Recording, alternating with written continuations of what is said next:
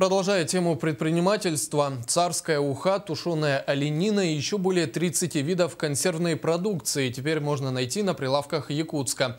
В столице открылся производственный цех компании «Саха Консервпродукт».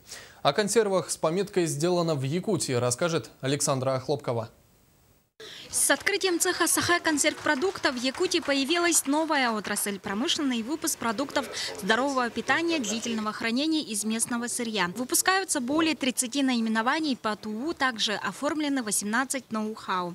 На сегодня работает цех полуфабрикатов мощностью 700 килограмм продукции в смену. Начинается у нас в республике новая отрасль, консервная, которая остро необходима и нам, и России, и которая поможет республике поднять на новый уровень сельское хозяйство. Компания «Саха Консервпродукт» создана в 2011 году. За эти годы предприятие накопило большой опыт по разработке собственной рецептуры.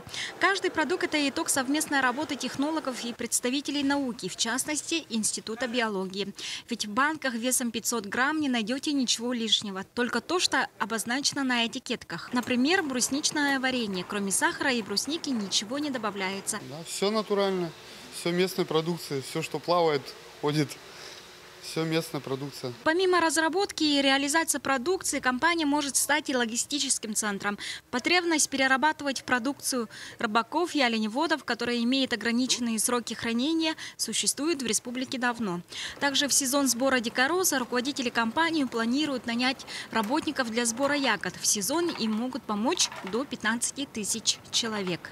Компания активно сотрудничает с Госкомитетом по науке и инновациям, а в прошлом году венчурная компания «Якутия» одобрила финансирование в размере 13 миллионов рублей. Практически это получается наш новый совершенно проект, который обеспечивает не только экономический достаточно большой эффект, но и социальную занятость нашего населения.